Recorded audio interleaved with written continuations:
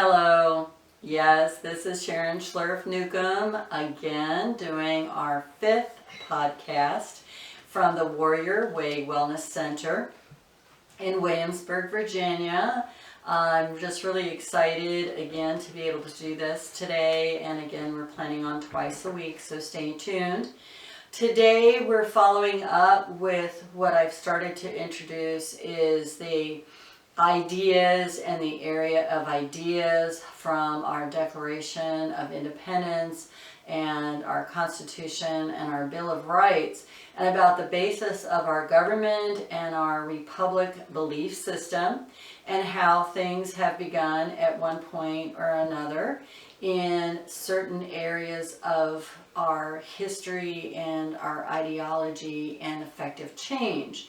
So the ideas are now being categorized, and today we are going to discuss media and journalism. A really exciting time to talk about that, since we have all of these other forms of media and everything across the country, and how much controversy there has been about them.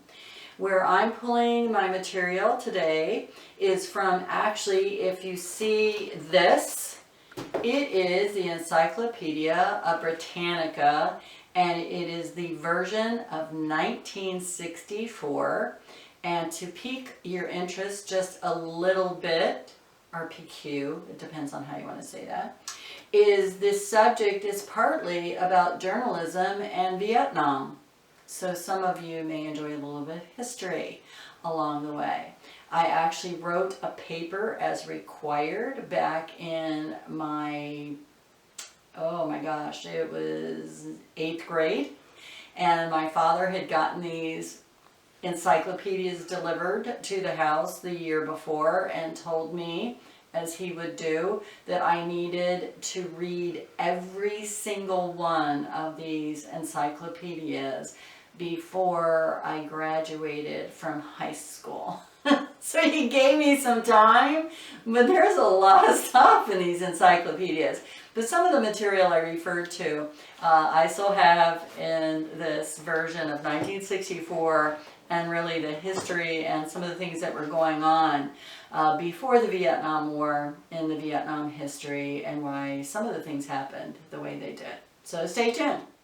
Since today's discussion is about media, and I'm going to start with journalism, I'm going to give you some material that I had actually written, again started in 1998, but really compiled a lot of this particular article in a few years ago, and wrote it the day that Walter Cronkite died. So let's start with this. Adlai Stevenson said, "Journalists do not live by words alone. Also, sometimes they need to eat them." I think that's a significant quote, pertinent to these days and times of our lives, because journalism lost its luster during the Vietnam War.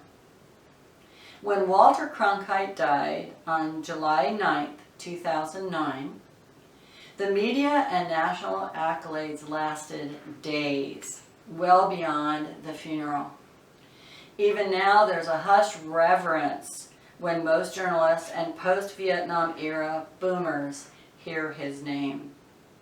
Watching the mainstream network news, clearly I am a very small minority who opines about Walter Cronkite's movement away from journalism.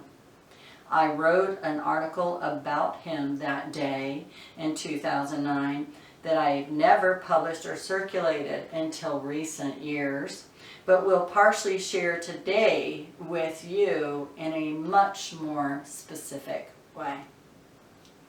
The assessment that I wrote then about his negative impact on journalism has only fortified my belief in marginalized journalism initiated by Mr. Cronkite in 1968.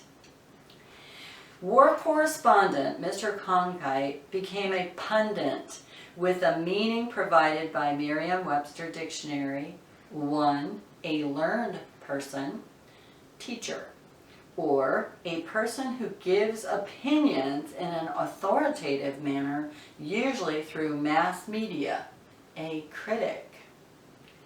Further, if you know that the origin of Hindi word pandit referred to respected India teachers and leaders.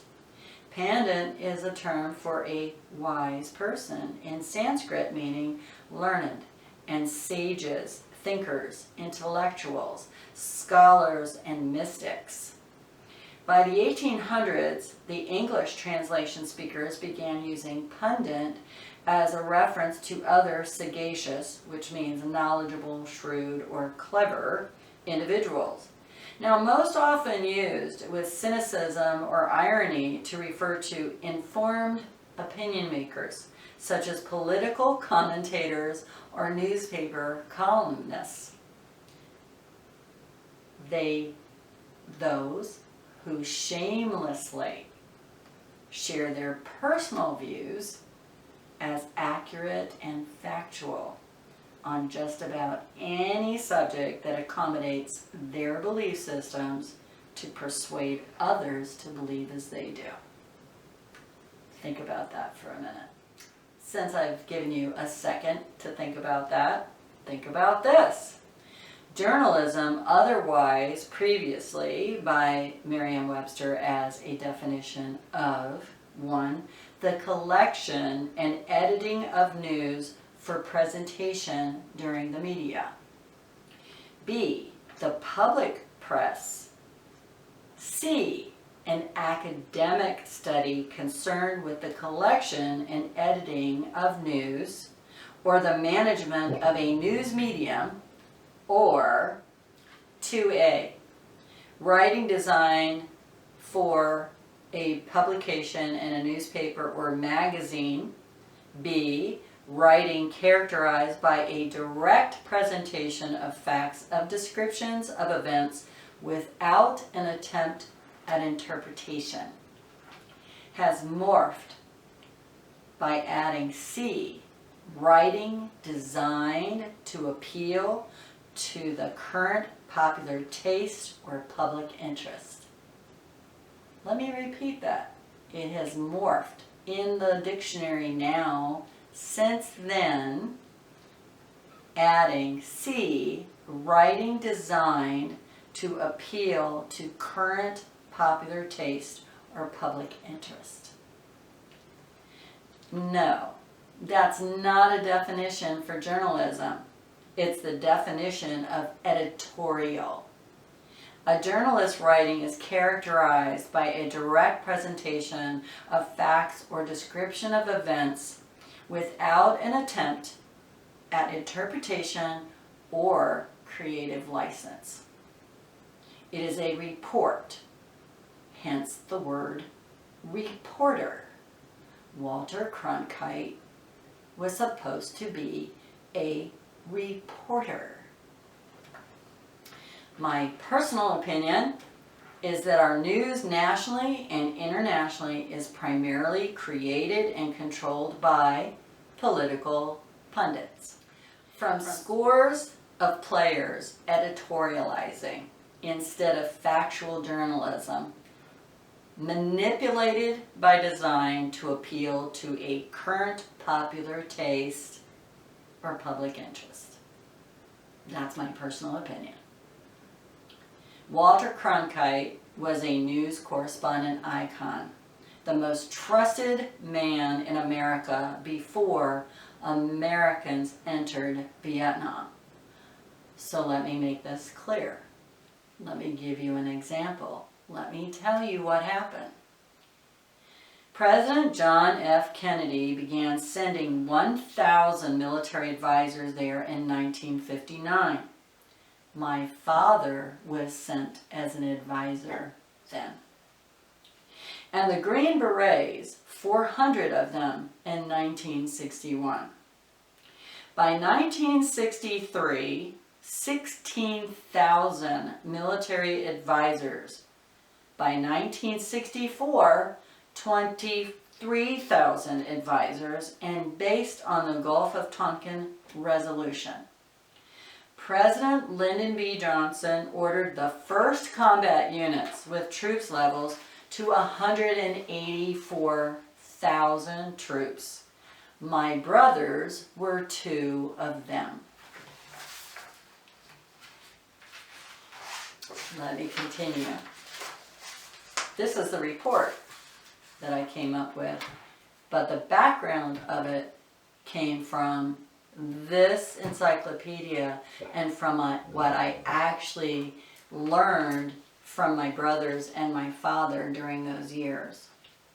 North Vietnam was aided and funded by the Republic of China and the Soviet Union and other communist allies. South Vietnam was aided and funded by the United States, South Korea, the Philippines, Australia, Thailand, and other, wait for it, anti-communist allies. Yes, it was a politically motivated war. Walter Cronkite went to South Vietnam to research a news report on the Tet Offensive, then decided to inform America how the enemy, North Vietnam and Viet Cong, were winning, and broadcast his evidence on February 27, 1968, and in part provided herein is what he said. Tonight, I'm going to just kind of change my voice a little bit because I think it makes it more interesting. Tonight, back in more familiar surroundings in New York, we'd like to sum up our findings in Vietnam. An analysis that must be speculative, personal, and subjective. Who won and who lost in the Great Tet Offensive against the cities? I'm not sure. The Viet Cong did not win by a knockout, but neither did we. But it is increasingly clear to this reporter that the only rational way out then will be to negotiate, not as victors, but as honorable people who lived up to their pledge to defend democracy and did the best they could. This is Walter Cronkite. Good night. The broadcast cast doubt over the country's leadership decisions. And over time, distrust of our internal politics, goals, and objectives, hawks versus doves, fueled riots and loss of military support, especially over the involuntary service draft. Over 58,000 U.S. military personnel died in the Vietnam War. 58,000 died. Mr. Cronkite erred in 1968 because 5 years later, the North Vietnamese signed the Paris Peace Accords on January 27, 1973, to end the Vietnam War. So the war ended with the agreement that South Vietnam would be an independent country with a right to choose its governing system by its citizens. We withdrew then, rightly so. And again, they negotiated a peace treaty because we were winning. That's a fact. However, 2 years later, in 1975, the North Vietnamese army broke the Paris Peace Accords Treaty and took control of South Vietnam. It was at that time President Ford refused to go back into war in Vietnam, trying to honor the treaty. Socialist Republic of Vietnam is a communist-governed country. Again, my opinion, is not just an opinion. These are facts. In my opinion, we didn't go back. And that's the reason why we have so much division and confusion instilled in our Vietnam veterans who came back losing so many, so wounded, including my own brothers, because they felt that they had gone for nothing and they thought they went for something, and America disrespected them when they came back. Walter Cronkite left the airport in New York, his destination to Vietnam, as a journalist. He returned a political pundit based on his own words and forever altered journalism. The freedom of the press has affected the security of our nation ever since then. We're hearing a lot about that these days, aren't we? How?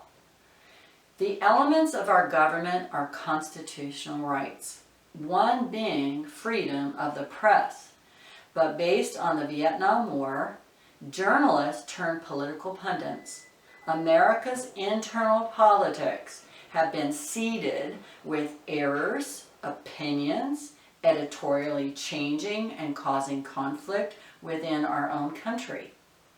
If we are to trust our media, how do we know what is truth or personal agendas? It is our individual responsibility to educate ourselves. Fact from fiction, journalism from editorial, nonpartisan versus partisan, and support all of the freedoms guaranteed by our U.S. Constitution, including the press. We are not a democratic or communist structured government. We are a republic by the people, for the people. That's who we are. Remembering for this part how the last podcasts have been done where I'm taking this narrative or facts or writing, and then I'm actually going back to where I started this work in tracking everything since 1998, and just in what the ideas are, the basis, and then how the methods of change and the intended results are being done. So understand the structure, and what I'm saying to you now is what I actually put on writing, on tracking things back in 1998. So where these things came to fruition even in what I wrote in 2009 when Walter Cronkite died is actually been tracked even longer. So here's where we're going to start. The areas of change for media, and then the basis and the method of change and the intended results go this way.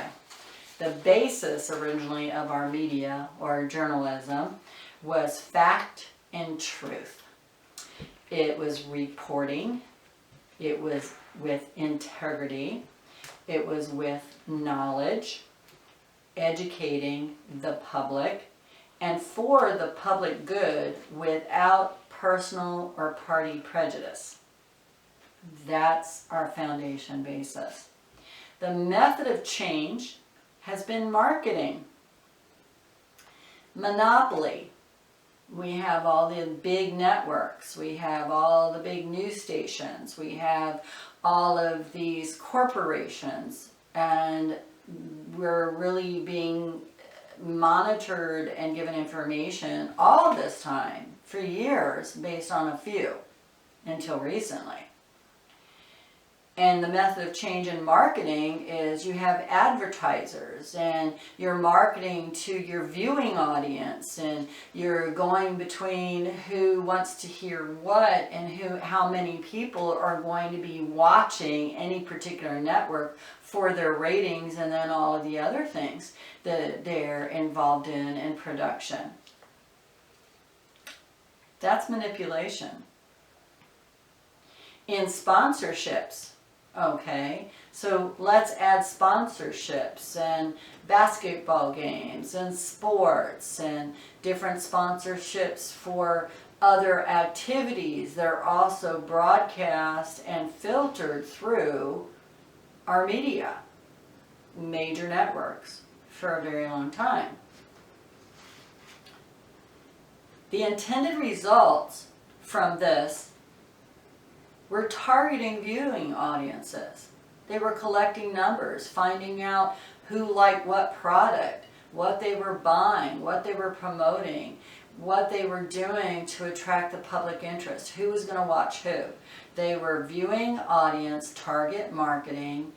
The things were taking place below what the public would typically be able to understand. What they thought was news reporting, was journalism, was filtered through any number of other medias and methods. So what were the intended results?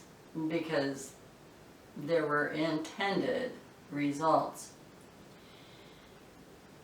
If we think about it, we're uninformed. That was one of the intended results. We're uninformed because there's so much information and so much conflicting information and so much withheld information that we really don't know. We don't know journalism from editorial or otherwise. We're misinformed. We're being provided information that we can check, fact check much of it if we take the time to do it, and it's not correct. We're being